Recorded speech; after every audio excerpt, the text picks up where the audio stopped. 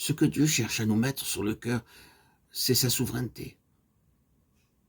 Le privilège qui est le nôtre, la responsabilité qui est la nôtre de collaborer avec lui par la prière à certaines heures décisives.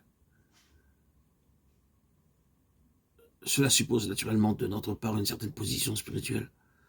Pour que le Saint-Esprit puisse intervenir auprès de nous dans telles circonstances données où les intérêts de Dieu sont en cause, il y a de notre côté une position à atteindre, une condition à remplir. Cette position ou cette condition, c'est une préoccupation constamment en éveil pour le témoignage de Dieu.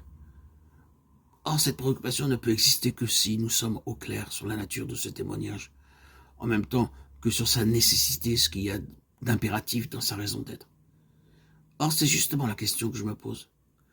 Est-ce bien là que nous en sommes?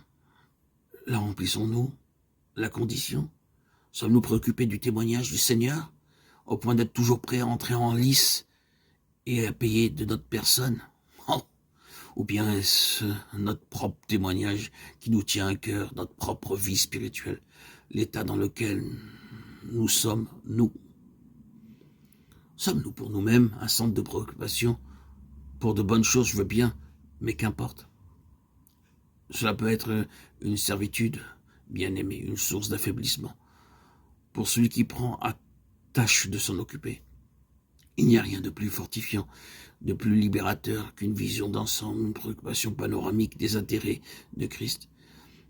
Il n'y a rien de plus déprimant, au contraire. Il n'y a rien qui paralyse comme le souci constant de notre propre vie spirituelle. Je ne suis pas loin de croire que les 9/10 de nos ennuis, de nos embarras ou de nos déconvenus nous seraient épargnés si nous étions moins occupés de notre propre état. Le secret de la joie et de la liberté pour beaucoup consisterait simplement à ouvrir portes et fenêtres spirituellement et à s'enquérir des besoins du peuple de Dieu, au près et au loin, et de l'état général du témoignage de Christ dans le monde. Où en sommes-nous à cet égard? Notre intérêt spirituel rayonne-t-il au dehors? Y a-t-il dans notre attitude cette préoccupation active pour le témoignage du Seigneur sur toute la face de la terre? Nous rendons-nous compte qu'il y a à l'heure actuelle quelque chose après quoi Dieu soupire? Savons-nous ce que c'est et comment il l'obtiendra? Nous préoccupons-nous de lui fournir les moyens d'arriver à ses fins? C'est à ce titre-là seulement que nous pouvons prétendre à une place dans ce témoignage. À toute époque, il faut à Dieu de ses collaborateurs.